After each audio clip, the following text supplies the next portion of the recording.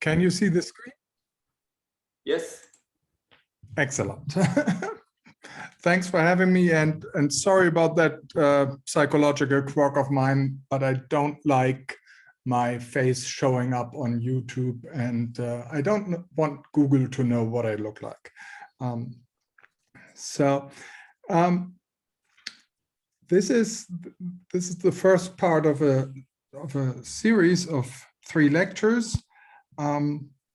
Today, this is going to be on outer space and the bordification, and a couple of the applications have been mentioned already in the morning, so we will get to that. First, what is outer space? That was already said. It's the moduli space of marked metric graphs of volume 1. So let's expand on that a little bit. So connected graphs are classifying spaces for their fundamental groups. They have contractible universal covers. A graph has a cover that is a tree. The tree is contractible. From that, you deduce that homotopy classes of maps between pointed graphs with a base point, are just homomorphisms, are in one-to-one correspondence to homomorphisms between the fundamental groups. In particular, you can use this to describe the automorphism group of a free group. The automorphism group of a free group can be described as the set of self-homotopy equivalences of a pointed graph, for instance, of a rose with n petals.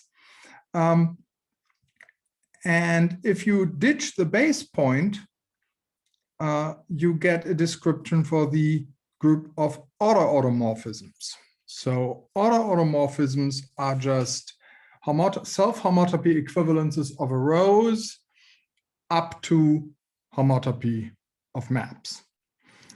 So that's a preliminary observation, and a marking on a graph is a homotopy equivalence from the rows to that graph. Another way of thinking about a marking is that it identifies the fundamental group of the graph with the rows, with the fundamental group of the rows, so with the free group on n letters. So a marked graph is a graph whose fundamental group is not just a free group, but you are given an identification of the fundamental group of gamma with the free group, at least up to inner automorphisms.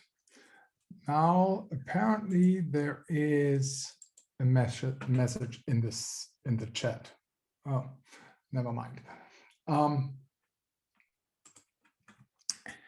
So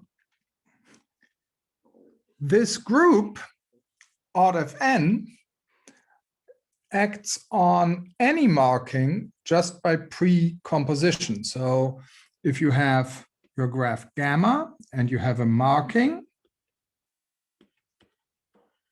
and you have an automorphism of the free group, you can just pre-compose that with a marking, and it gives you an action of the free group, of the automorphism group of the free group on the markings of a particular graph. A metric on a graph assigns a length to each edge. And we want our edges always to have strictly positive length. If you shrink an edge and the length becomes 0, well, then the edge is no longer there, and the combinatorial type of the underlying graph has actually changed. Nonetheless, you should think of changing the length of edges as a way of moving around in the moduli space, as a way of moving in outer space. So outer space consists of marked metric graphs, so it's a triple.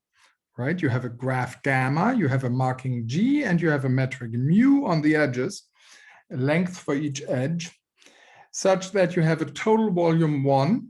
And now you need to identify different graphs. I mean, this is just, to some degree, this is just set theoretic nonsense, right? There are thousands, infinitely many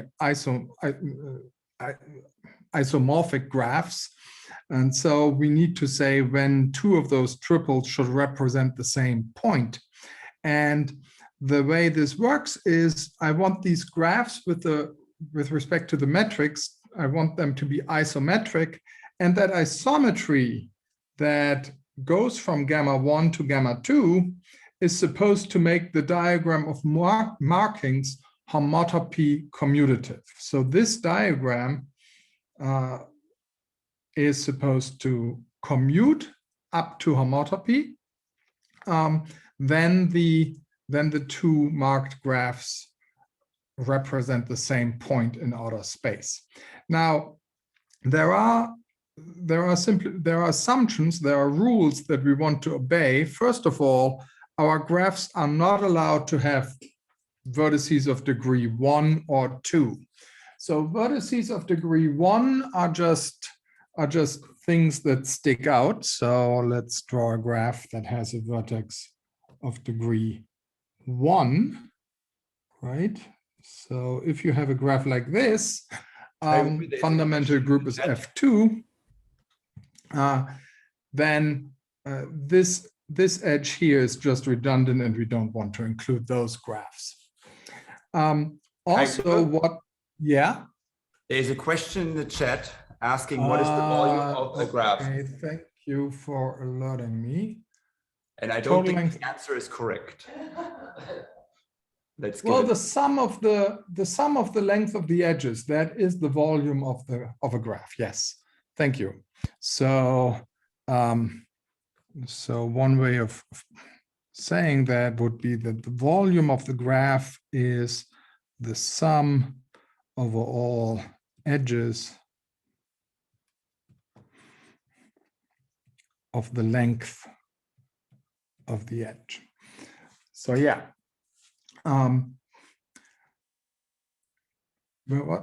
Right. So where was I? I was in the list of counterexamples that we don't want. So another example would be this graph. This has no wait, that is something we get to in a moment, in a second. So if we have a vertex here in the middle of a loop, in the middle of an edge, just a subdivision point, that really doesn't change the graph all that much. So we do not consider that as particularly interesting either. These two conditions, that every vertex has degree at least 3, allows you, together with the fundamental group being fixed, the graph has a given rank, that allows you to do a count, an Euler characteristic count. And it tells you that there is an upper bound on how many vertices you can have in such a graph. And that's the reason for the dimension bound on outer space. We will get to that. And fine, so we don't want this picture either. And then there is this issue about separating edges.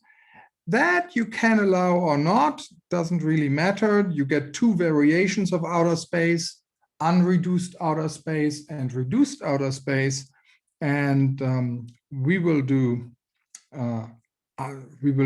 reduced outer space. So that would be graphs like this.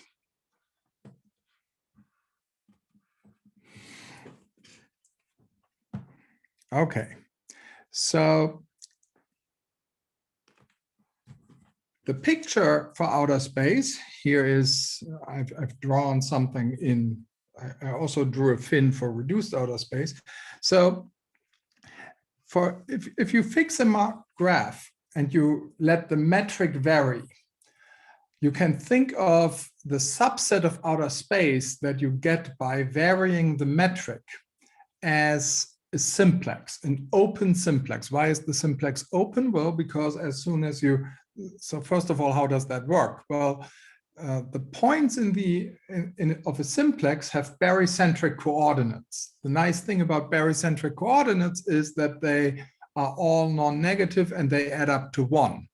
In the interior of the simplex, they are all strictly positive and they add up to 1. So they form a perfectly nice set of length for the edges in our graph. So you make your edges in the graphs, that is the indexing family for the barycentric coordinates, and then you get a simplex for your graph. And that's an open simplex, and outer space you can think of as being composed of those open simplices. So for instance, if you look at the theta graph, the graph with 3 edges and fundamental group F2, and I also drew the marking here.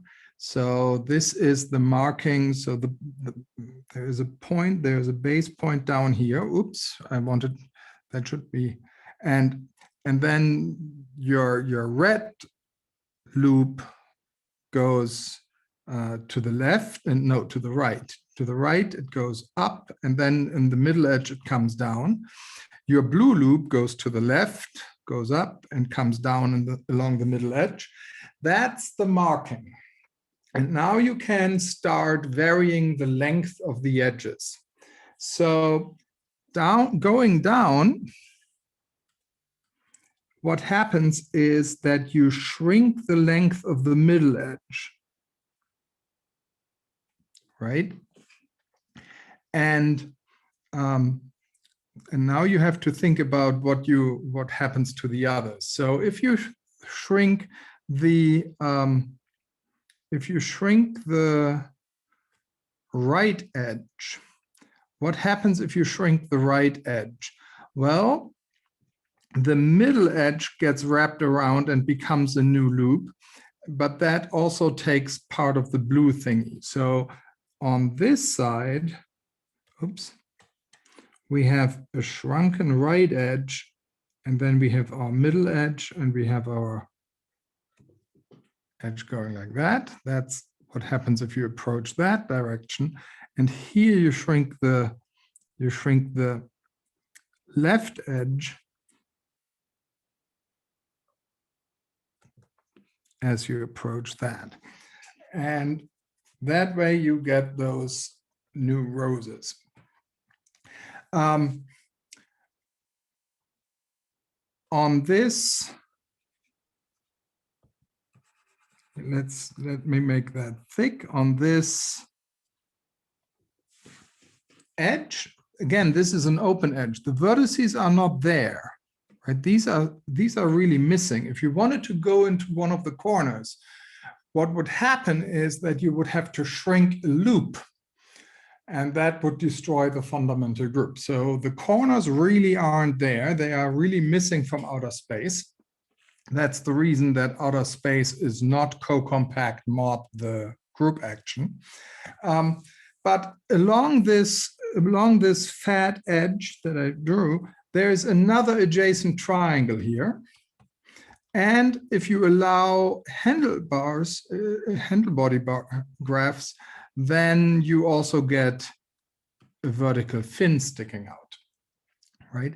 And the way you can think about the 3 panels adjacent to this is, well, along the edge, your graph looks like this, right? That graph is parametrizing your edge, and it has this vertex of degree 4. And a vertex of degree 4, there are different ways of blowing that thing up. So you could blow it up like this. You could blow it up like this. And there is also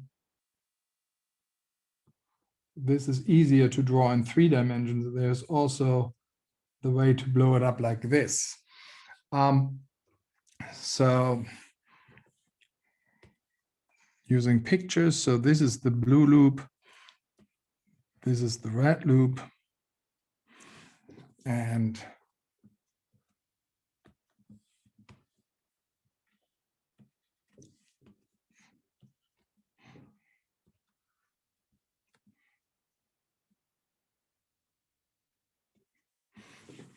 keeps going like that. So there are 3 ways of blowing up the edge, blowing up the vertex to create an edge. And these are the 3 panels. But if the edge that you blow up ends up being a separating edge, that is a direction you cannot go in reduced outer space. You can go in that direction in outer space. Okay. Wow. Okay, so there you will wanted be time. to put the old slides up on the sides, and I think you forgot about that. What? You wanted to put the old slides around. Oh, yes, right. Thank you. No worries. Well, the picture is the most important part. It's good when the picture is up. So, outer space has a spine. The spine of outer space is a co-compact space for out-of-n to act on. The way you think about this is you start with a category of marked graphs of rank n without degree 1 and degree 2 vertices and without separating edges. And morphisms are given by collapsing forests, because that's what in this is inspired by outer space, right? What takes you from an open simplex to one of its faces is collapsing a forest. You cannot collapse anything else. You cannot collapse anything that contains a circle, because that would destroy the fundamental group. And you look at the geometric realization of this category. What does that mean? That means for each object in the category, you put a vertex, and for each morphism, you put an edge. And if you have a commutative diagram, if you have a commutative simplex, then you put in a simplex. So that would be a triangle. So chains of morphisms are what gives you the simplices here. Now, another way of thinking about this is just as a partially ordered set, because you get from one thing to things below by collapsing a forest, and that's the underlying reason why you actually end up with a simplicial complex. Why morphisms are actually in this case determined by their objects. So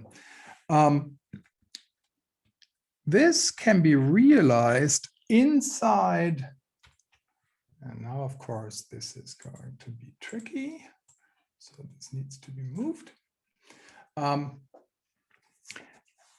This can be realized inside outer space as a deformation retract, as an equivariant strong deformation retract. What you do is, well, here's one of those simplices that make up outer space. It's important that the vertices are missing, because now you can push in starting from the vertices, right? You flow from the vertices into the interior. And well, actually, you also need to, and on this edge, you also flow, because this edge also is an open simplex, and you flow away from the vertices. So flowing away from the missing faces in higher dimensions, of course, more than just vertices could be missing. So you flow away from the missing faces, and you stop when you hit the spine being given by, well, if you look at just a graph with a marking, you can think of that as all the edges have the same length. So that is the barycenter of a simplex. So you have your graphs as barycenters of your open simplices.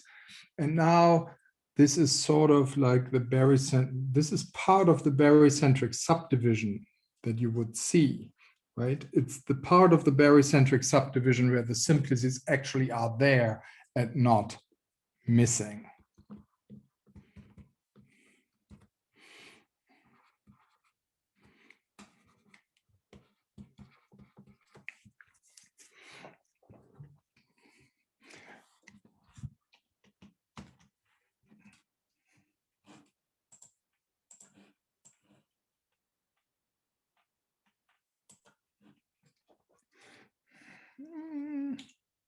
Oops, should do this. Okay, so as I already mentioned, there's an Euler characteristic count that allows you to determine the dimensions. The dimension of outer space is 3n minus 4. The dimension of the spine is 2n minus 3. And the action of out Fn on the spine is co-compact, because there's just finitely many graphs that you can, I mean, if you blow up a vertex, the degree goes down, and if your degree is, unless the degree is just 2, you could blow up a vertex of degree 2 into 2 vertices. That's the reason why you exclude them. So if you have this degree bound of 3, blowing up has to stop at some point, and there's only so much you can do. So up to marking, there's only finitely many graphs.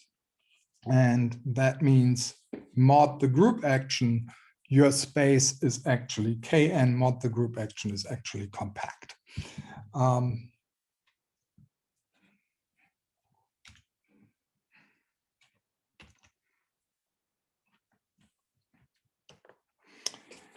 So connectivity at infinity for a space is if every compact subset can be enlarged, so that if you have a map from an n sphere outside the larger subset, then you can extend that to a map on the ball that stays outside the smaller subset.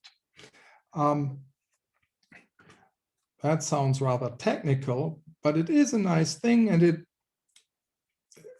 it turns into a group invariant as long as you have co-compact free actions on spaces. So what does it mean? Well, here are the first two. -1 connected at infinity means well, -1 connected is non-empty, and so you want to stay non-empty outside arbitrarily large compact sets. So that means you better not be compact.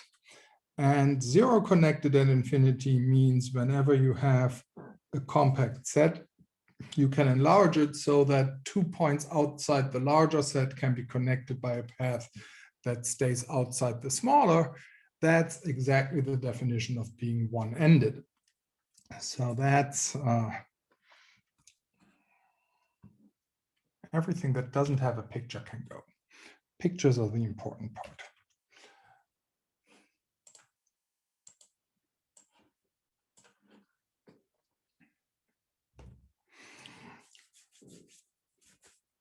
So if you have a group, and let's assume that it has a classifying space with finite n skeleton, if you have 2 of those, then the universal cover of one is n connected at infinity if and only if the universal cover of the other one. So that turns out, and the underlying reason is that these universal covers are G equivariantly properly homotopy equivalent, something along those lines. So being n connected at infinity is actually an invariant of the group. It's a property of the group.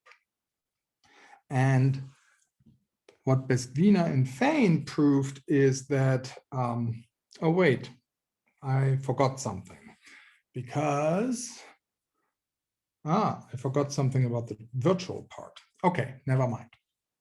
So, Color and Vogtman have shown that outer space and the spine is contractible. Cell stabilizers are finite. And then the theorem of Ken-Brown's classically implies that the group of outer automorphisms of a free group is of type F infinity. So it's of type F, M for every M. In particular, its connectivity at infinity is well defined. Now, if you have, but it cannot act freely. And the way we defined this invariant of a group is by free actions, is by classifying spaces, and the action on the universal cover is a free action. Okay, so that's why we have to think about torsion-free subgroups of finite index. And indeed, ODFN is virtually torsion-free. Baumschlag and Taylor have shown that the kernel of this map, the first part of that composition, is torsion-free. And the kernel of the second map is classically torsion-free. Maybe that was Minkowski, something? Or Hermite? I forgot, but that's a classical fact. Someone help me out here in the chat, please. So what that means is a virtual connectivity at infinity is well defined for out of n, and it is the connectivity of the spine. So, and now the question is, what is it?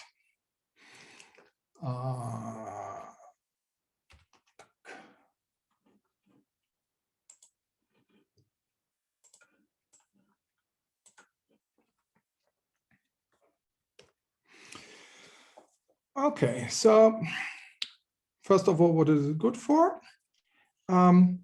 It also, the connectivity at infinity relates to the virtual duality thing that we already talked about. So, suppose that a group acts freely, co-compactly by cell-permuting homeos on a contractible complex X. This here is either the definition or a theorem by Beery and Ekman, namely, G is a duality group of dimension n if the cohomology with group ring coefficients is 0 in all dimensions but n, and if the cohomological dimension, and if the cohomology in dimension n is a torsion-free abelian group.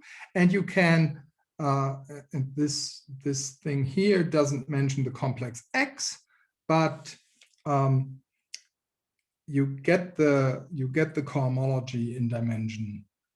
You get the cohomology with group ring coefficients from that complex X that computes the cohomology. And so how to use this? Well, the cohomology of Kn in dimensions above 2n minus 3 vanishes for dimension reasons.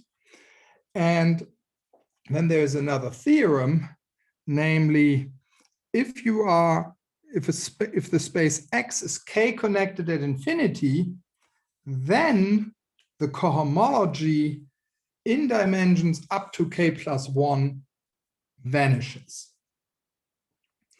So, And this allows you to say, well, if my connectivity at infinity is so that I get 0 for the large ones and 0 for the small ones, and if the gap between the two is just leaves room for one dimension, then we actually can deduce that G is a duality group. And that is what happens. So this is what Besvina and Fein have shown. The outer space, or Kn, or any other universal cover of a classifying space for a torsion-free finite index subgroup, is 2n minus 5 connected at infinity. And as a consequence, you actually get that this is a virtual duality group of dimension 2n minus 3. And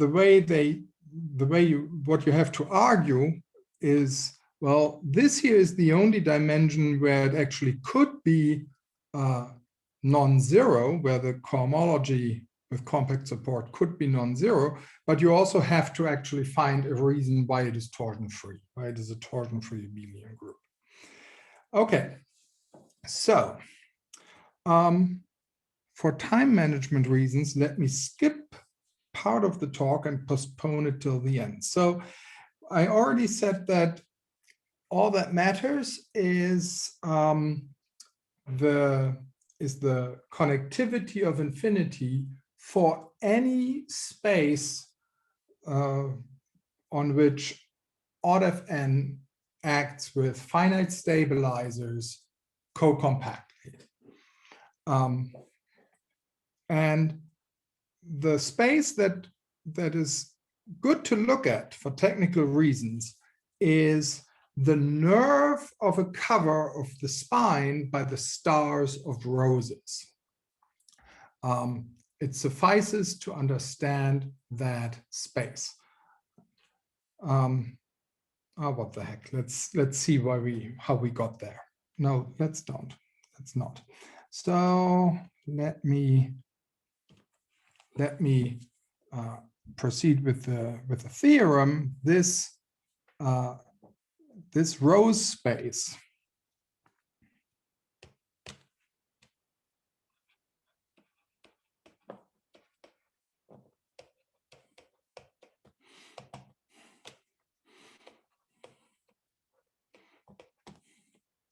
Kai-Uwe? Yeah. Did you use Rn earlier to just simplify as to just say right? Yeah. I'm afraid. Yes. I'm afraid. I just wanted to point it out. We'll leave it like that, Kai-Uwe. Let's. Yeah. Okay. We leave it like that. Difference now. It's a different thing. Right. So from now on, individual roses will be denoted by the small Greek letter rho.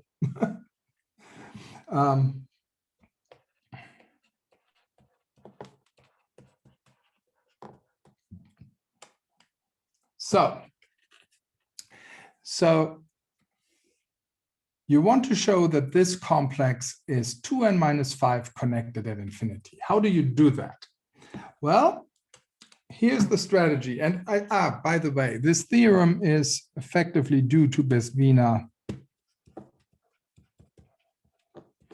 Fein, who proved it using their bordification, and Peter Smiley, Karen Vogtman, and myself gave a second proof that really directly argues that the Rose complex is 2n minus 5 connected at infinity. So how do we proceed?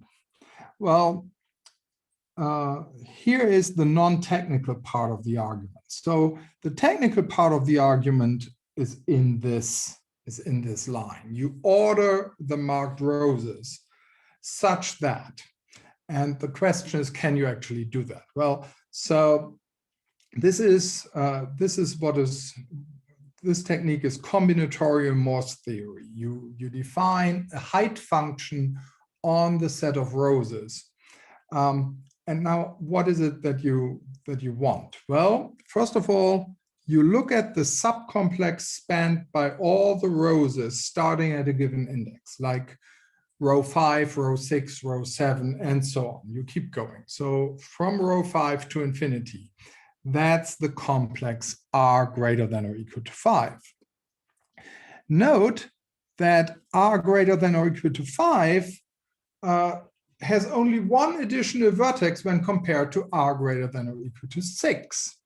And the way you go from the smaller complex to the bigger complex is by coning off everything that the rows row 5 is connected to. So you look at the rows row 5, row sub t, and you look at the part of the link in rows complex that consists of roses with a higher index. That's the ascending link.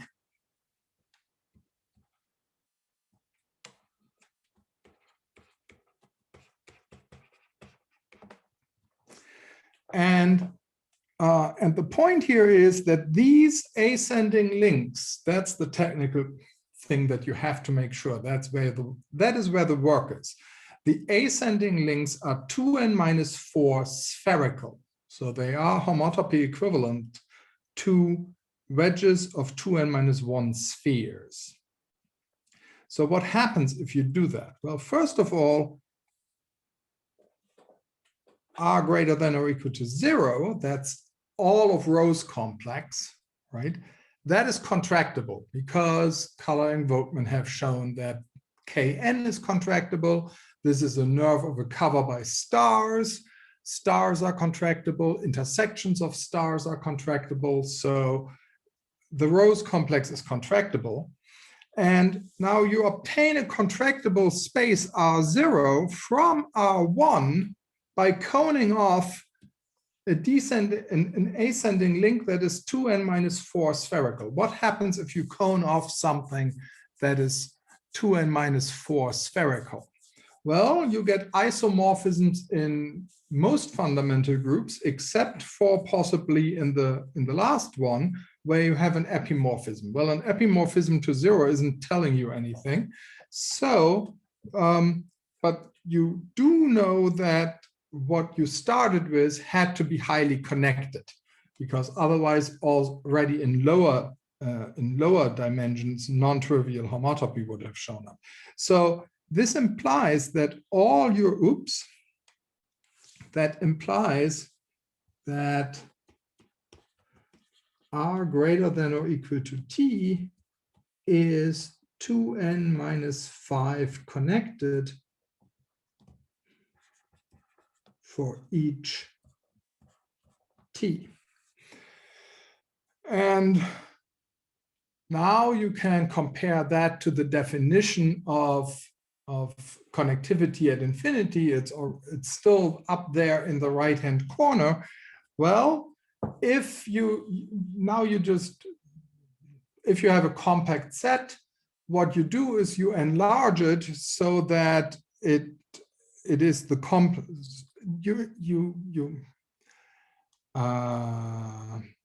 so how do you find the enlargement? Well, your compact set is disjoint from some of the R greater than or equal to T. So just take the complement of R greater than or equal to T as your compact set. And there you are. That's where you actually found it. So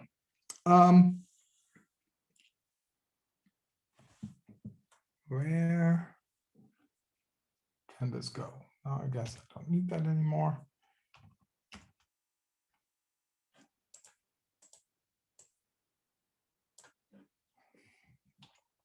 Oops. So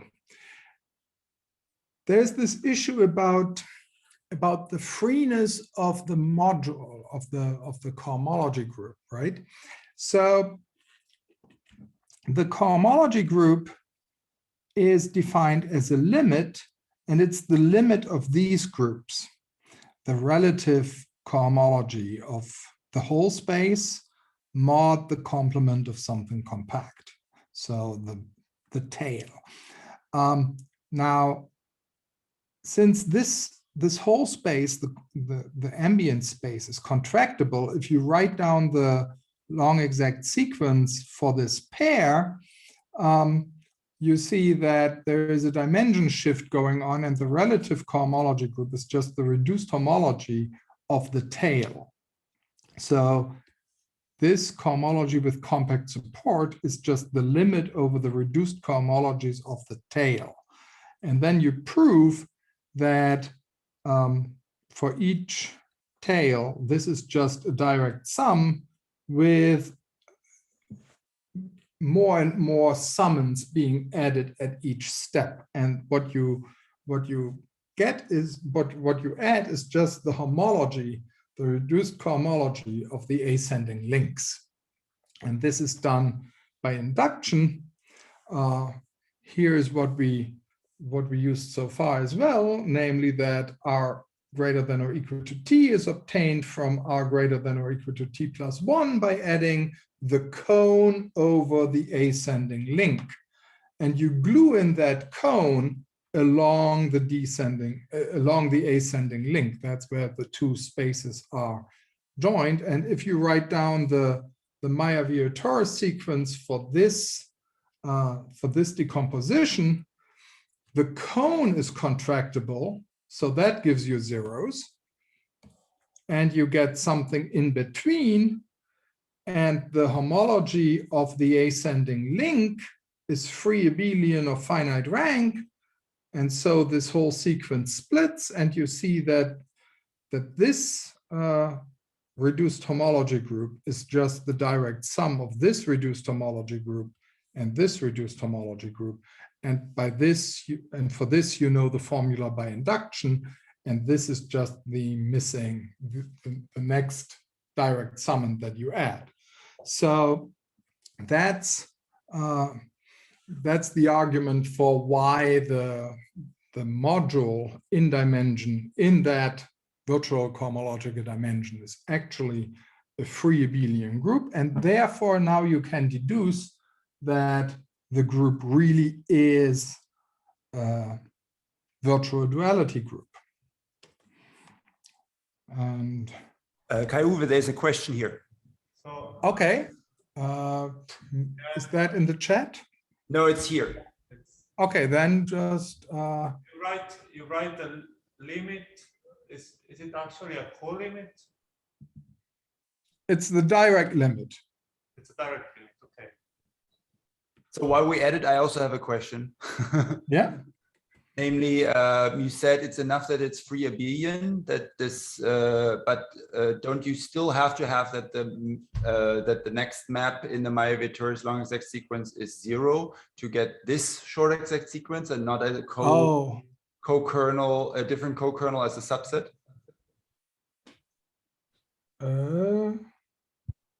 Which?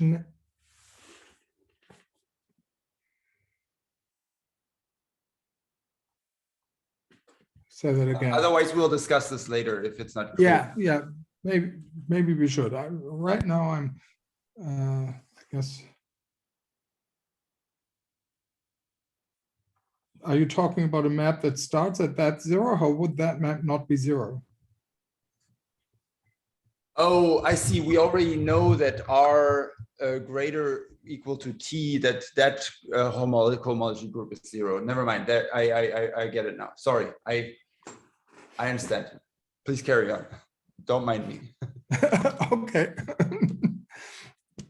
One more question from Natalie. Sure. The order of the roses was just a random. I cannot understand you. She said, Sorry. I'll repeat what she said. She asked whether the order of the roses was random. No, it wasn't. No, it totally was not. So that's a random order will not get you anywhere. No. That's so some details on the order. So what you do is, in fact, the way to obtain that ordering is the most it is inspired, it is very close indeed to the original proof of contractibility for outer space. So here's how that works. You start with the marked rows, and you start with a conjugacy class in the free group. And you define what the length of what the norm, the W norm of row is. So if you have a rows, right? Let's say we have our letters A, B, C, and you have a word in those letters A, B, A, inverse C, then there is a way of actually drawing that word. You run along A, and then you run along B, and then you run along A inverse, which means you traverse it in a different direction, and then you go along C. And so this is a loop, and I've drawn a loop in your rows. And now you pull that tight. So what could happen is, of course, that you have cancellations in your word, and those would allow you to actually lose some length when you pull tight.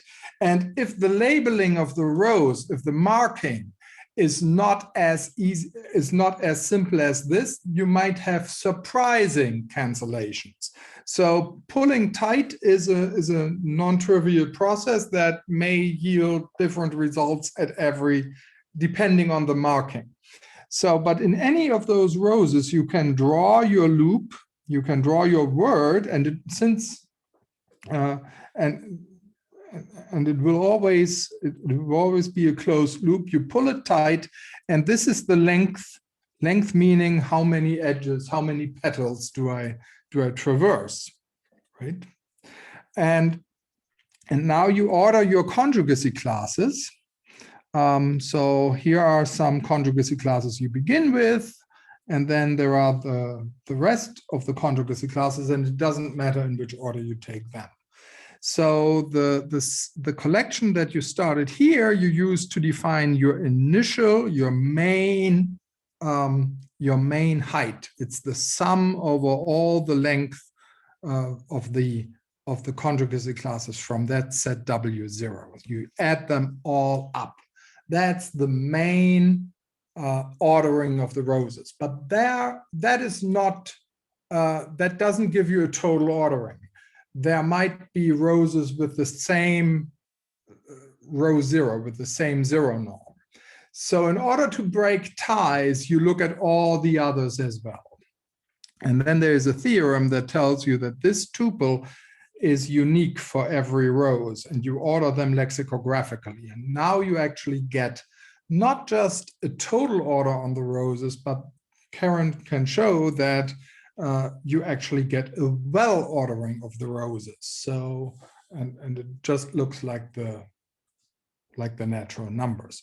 So this is the ordering that you choose, not random at all.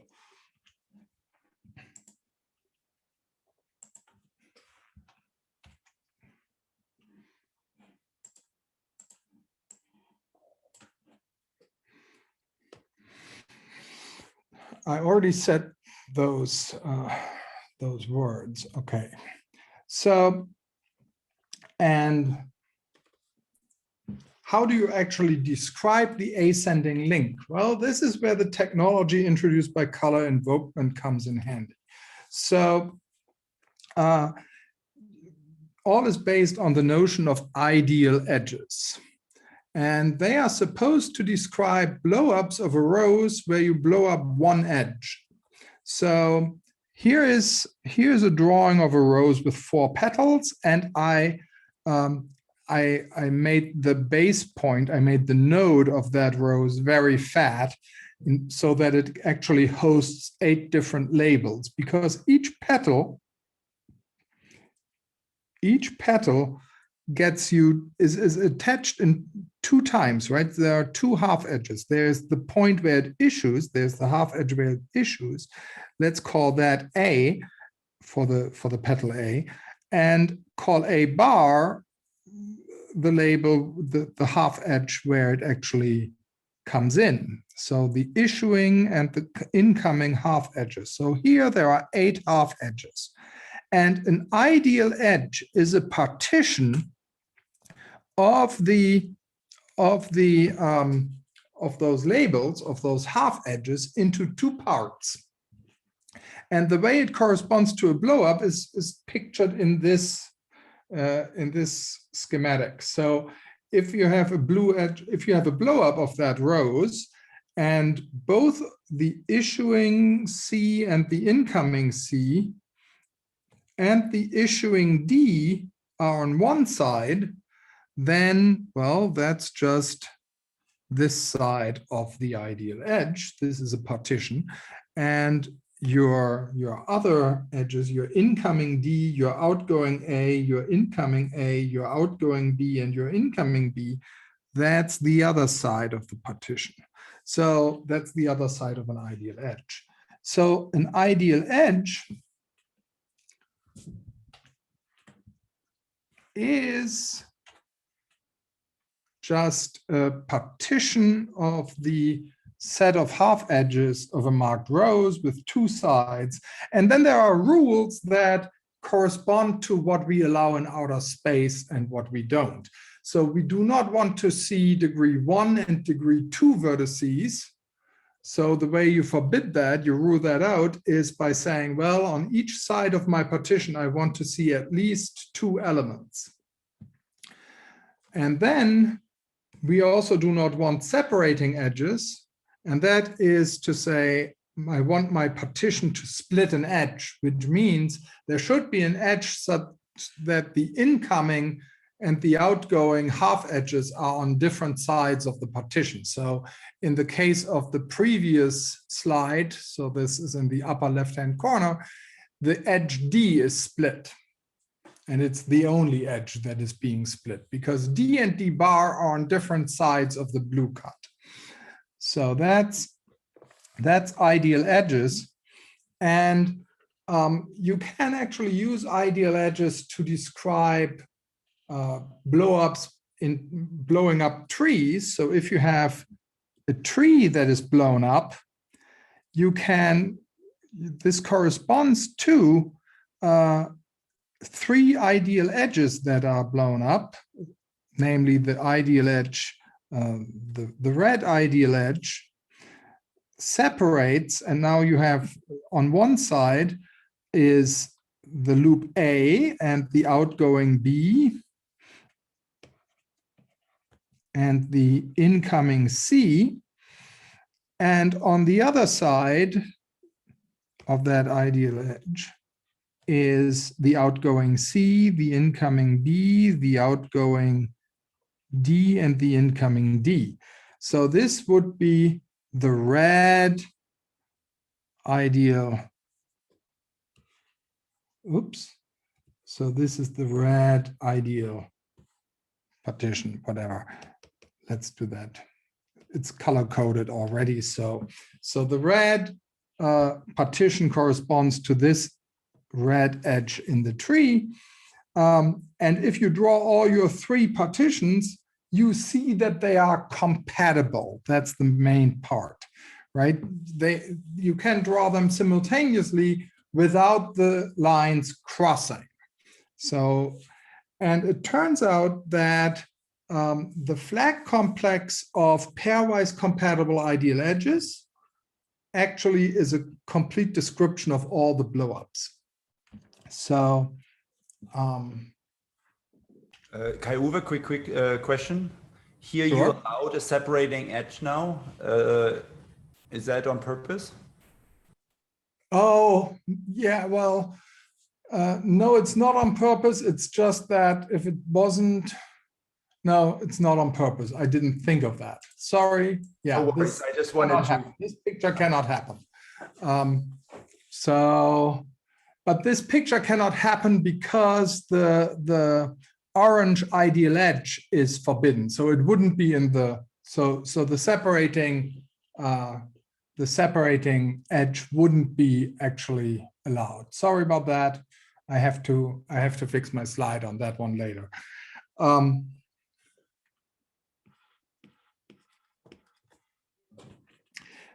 Okay. So you can also have norms for ideal edges.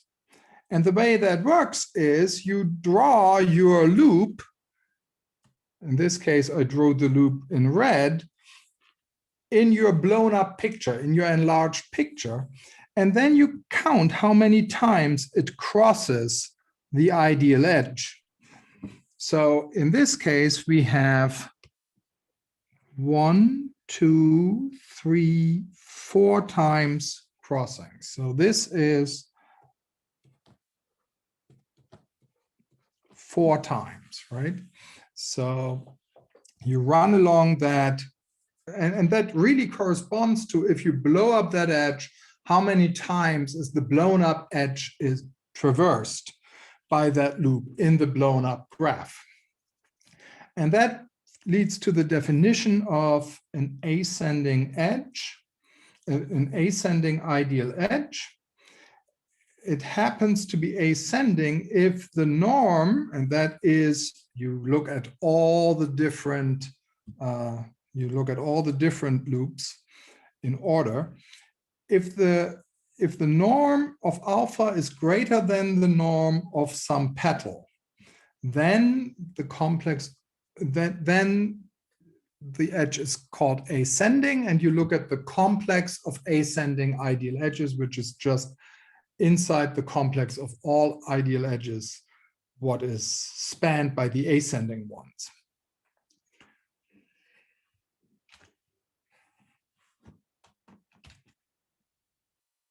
And finally, you can show that the ascending link is homotopy equivalent to the complex of ascending ideal edges.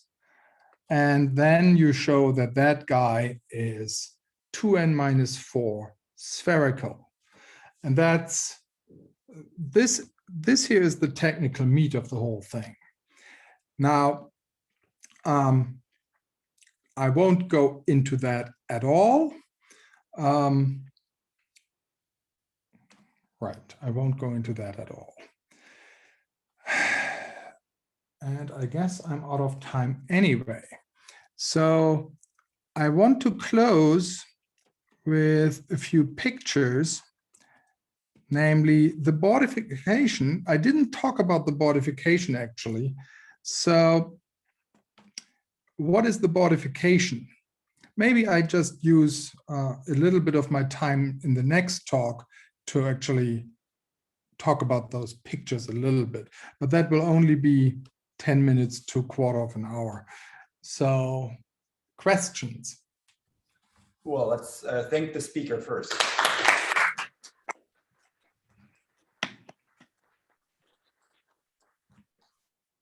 Yeah, are there questions online first, maybe? I think it's easier to to forget when we're here in person. If there are no other questions in the audience here. I had a question, I forgot about that.